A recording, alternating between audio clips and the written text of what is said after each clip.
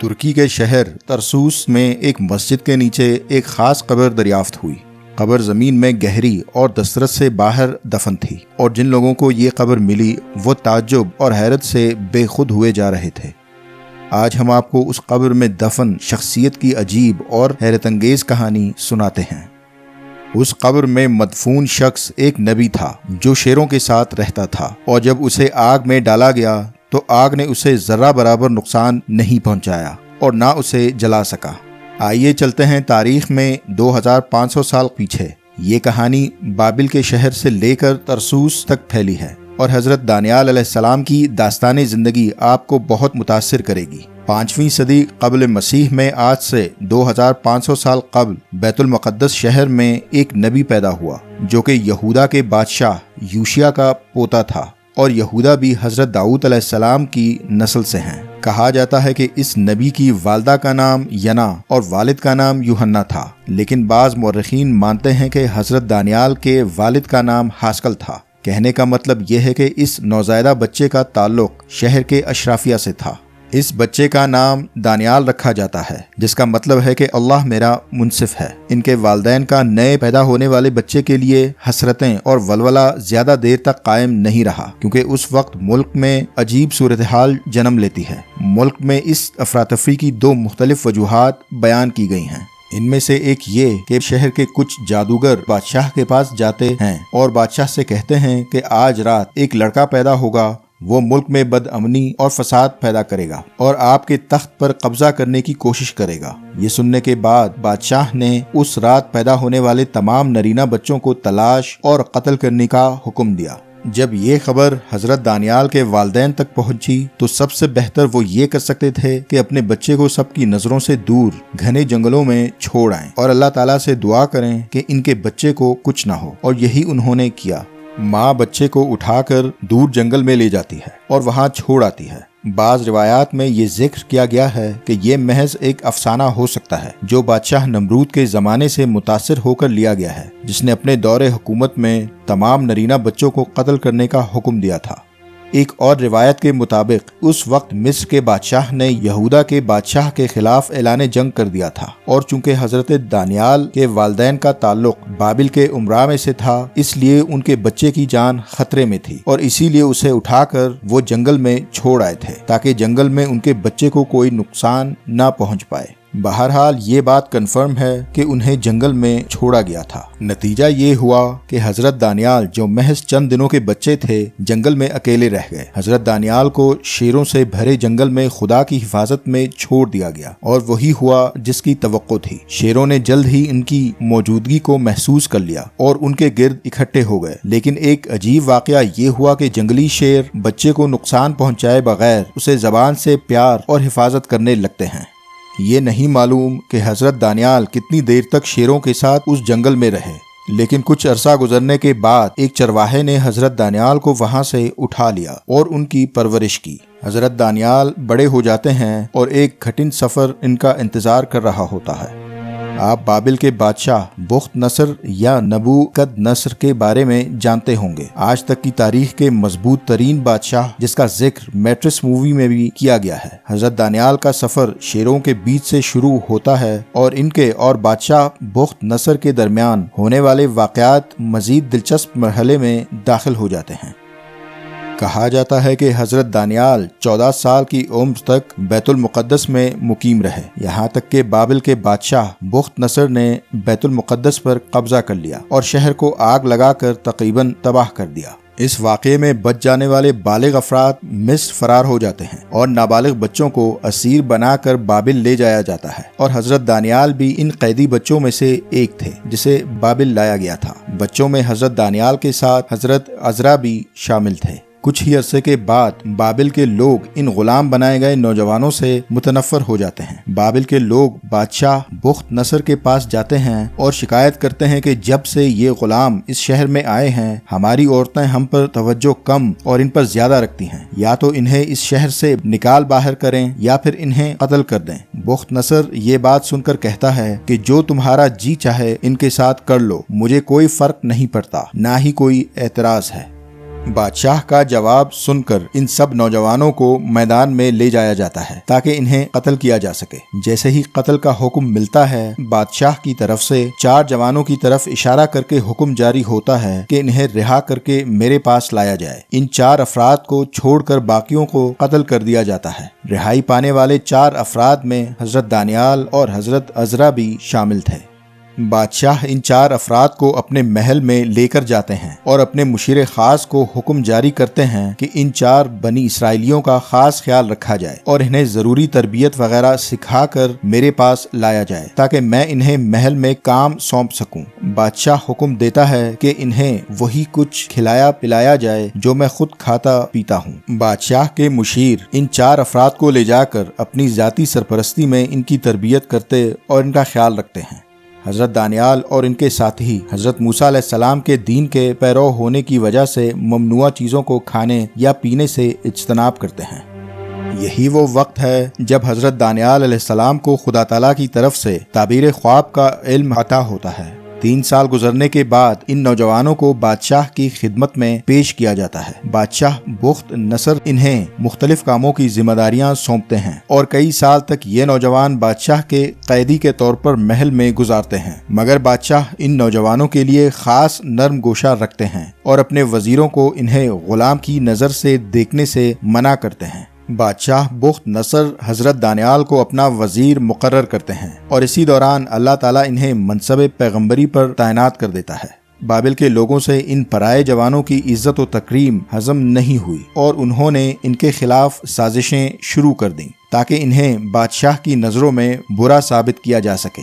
کچھ لوگ بادشاہ کے پاس جا کر کہتے ہیں کہ آپ ان کا اتنا خیال رکھتے ہیں، اسے وزیر بنا دیا ہے آپ نے، مگر یہ آپ کا احترام نہیں کرتے۔ جو مشروب آپ پیتے ہیں یہ وہ نہیں پیتے اور پیغمبروں کی طرح بیہیو کرتے ہیں۔ یہ سنتے ہی بادشاہ فوراً شراب منگواتے ہیں اور حضرت دانیال کے سامنے رکھ کر اسے پینے کا حکم دیتے ہیں۔ بابل کے لوگ رخنہ ڈالنے میں کامیاب ہو گئے تھے۔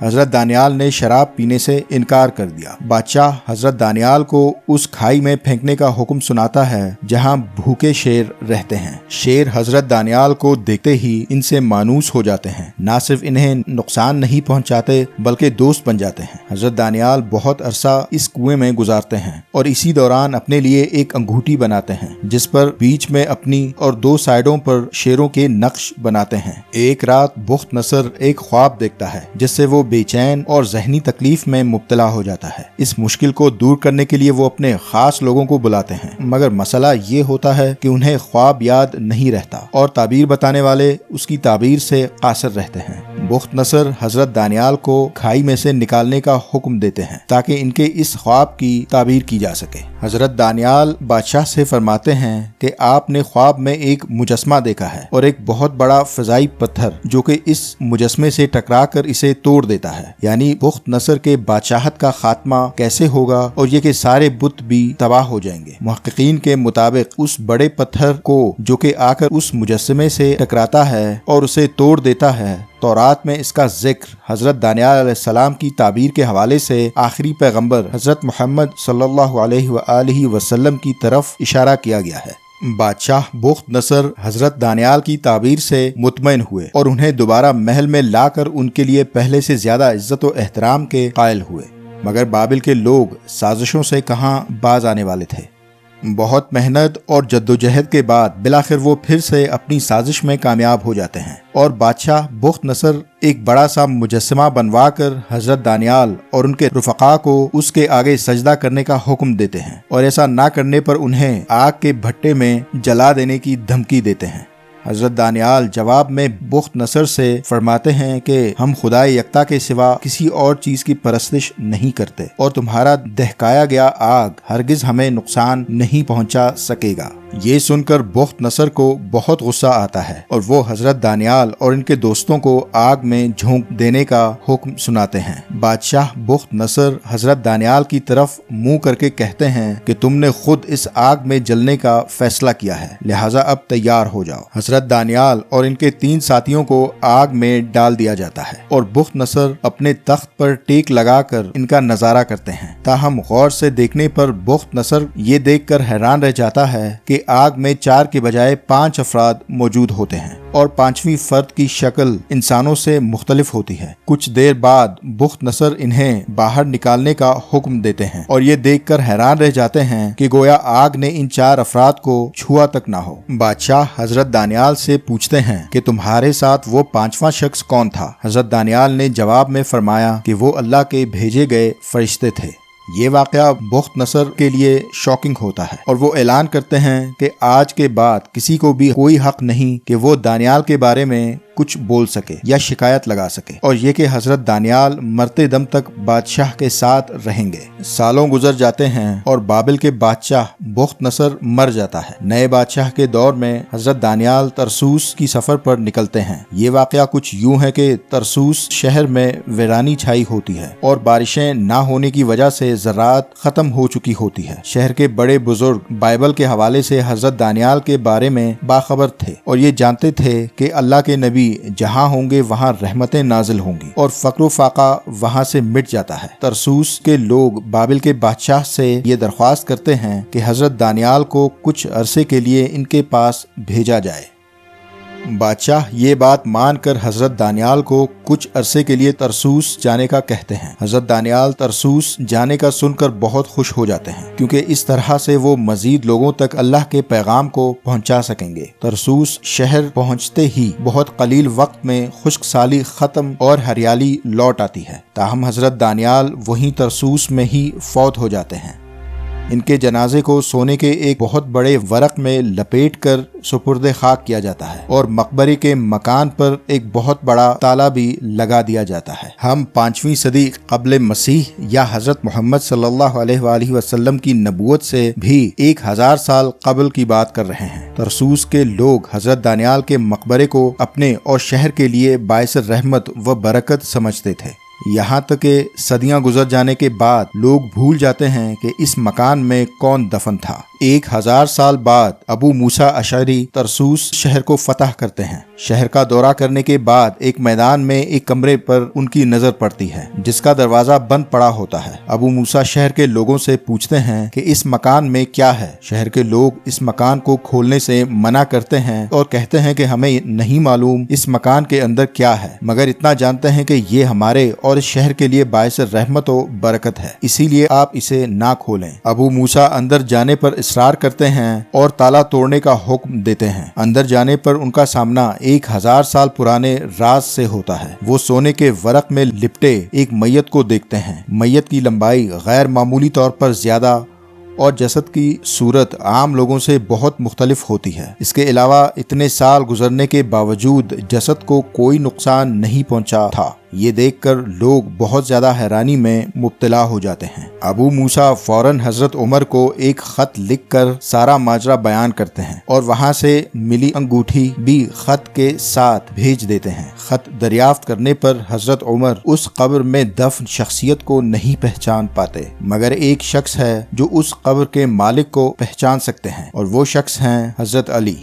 حضرت علی جیسے ہی خط اور انگوٹھی دیکھتے ہیں فوراً پہچان لیتے ہیں کہ وہ قبر کس کی ہے۔ پیغمبر اسلام حضرت محمد صلی اللہ علیہ وآلہ وسلم نے حضرت دانیال علیہ السلام کے بارے میں حضرت علی کو بتا دیا تھا۔ حضرت علی نے حضرت عمر کو ایک جوابی خط ابو موسیٰ اشعری کے لیے لکھنے کو کہا اور انگوٹھی بھی خط کے ساتھ واپس روانہ کرنے کی تاکید کی۔ خط میں لکھا گیا کہ ابو موسیٰ، یہ قبر حضرت دانیال علیہ السلام اللہ کے پیغمبر کی ہے۔ میت کو سونے کے ورق میں سے نکال کر ایک سفید کپڑے میں لپیٹا اور اس کے لیے نماز میت ادا کی جائے۔ ابو موسیٰ کو فکر لاحق ہوئی کہ اگر بنی اسرائیل کو یہ معلوم ہو گیا کہ یہ قبر حضرت دانیال کی ہے تو شاید وہ ان کی میت یہاں سے اٹھا کر کہیں اور لے جائیں، کیونکہ حضرت دانیال بنی اسرائیل کے لیے بہت اہمیت کا حامل ہے۔ ایک ناقابل یقین آپریشن کے ذریعے حضرت دانیال کے جسد مبارک کو زمین کے 14 میٹر گہرائی میں جگہ بنا کر دفن کیا اور چھپایا جاتا ہے۔ قبر کے نشانات مٹانے کے لیے دریائے ترسوس کو موڑ کر قبر کے اوپر سے گزارا جاتا ہے۔ اس طرح کسی کے وہم و گمان میں بھی یہ بات نہیں آتی کہ اس دریاچے کے نیچے کوئی قبر موجود ہو سکتی ہے۔ لیکن بادل جتنے بھی گھنے ہوں، چاند کو ہمیشہ کے لیے نہیں چھپایا جا سکتا۔ اس وقت سے لے کر 2006 تک 1400 سال گزر جانے کے بعد ایک کھدائی کے دوران 2500 سال پرانا راز کھل کر سامنے آ جاتا ہے۔ اور دلچسپ امر یہ ہے کہ اس قبر کے ملنے پر بہت سی عجیب و غریب چیزیں رونما ہوئیں۔ 2006 میں میونسپلٹی حکام نے طرسوس مسجد کے لیے جدید طرز کے بیت الخلاء بنانے کا فیصلہ کیا، لیکن مسجد کے امام نے میئر سے ملاقات کی اور خبردار کیا کہ یہ فیصلہ صحیح نہیں ہے، کیونکہ یہاں کسی نبی کی قبر بھی دفن ہو سکتی ہے۔ تاہم اس بات کو انسنی کرتے ہوئے بیت الخلاء بنا دیے گئے، لیکن اس کے افتتاح سے قبل رات کو طرسوس کے میئر کو نیند میں ایک عجیب خواب آتا ہے جو میئر کے سکون کو درہم برہم کر دیتا ہے۔ خوابوں کی تعبیر کرنے کی صلاحیت رکھنے والے حضرت دانیال میئر کے خواب میں آتے ہیں اور میئر کو بیت الخلاء کے بارے میں خبردار کرتے ہیں۔ اگلے دن میئر پریشان حالت میں مسجد کے امام کے پاس جاتا ہے اور اسے کہتا ہے کہ تم ٹھیک کہہ رہے تھے، اور پھر اس نے مسجد کے امام کو اپنے خواب کے بارے میں بتایا۔ اس واقعے کے فوراً بعد بیت الخلاء ڈھا دیے جاتے ہیں اور بڑے پیمانے پر کھدائی کا کام شروع کروایا جاتا ہے۔ کھدائی کے دوران بہت ساری تاریخی چیزیں ملتی ہیں۔ زمین کی گہرائی میں کھدائی کا سلسلہ جاری رکھتے ہوئے زمین کے تقریباً 14 میٹر اندر میں ایک قبر دریافت ہوتی ہے۔ کاریگر جب حضرت دانیال کی قبر پر پہنچے اور جیسے ہی ان کے اوزار قبر سے ٹکراتے ہیں، وہ عجیب انداز میں بے ہوش ہو کر وہیں گر جاتے ہیں۔ قبر کے پاس حضرت عمر کے دور کا ایک سکہ ملتا ہے، جس سے اس امکان کو تقویت ملتی ہے کہ یہ حضرت دانیال کی قبر ہے۔ آخرکار حضرت دانیال، جس نے بابل سے اپنا سفر شروع اور طرسوس میں ختم کیا تھا، کی قبر دوسری بار مل جاتی ہے۔ یقیناً اللہ ہی ہر چیز کی حقیقت کو بہتر جانتا ہے۔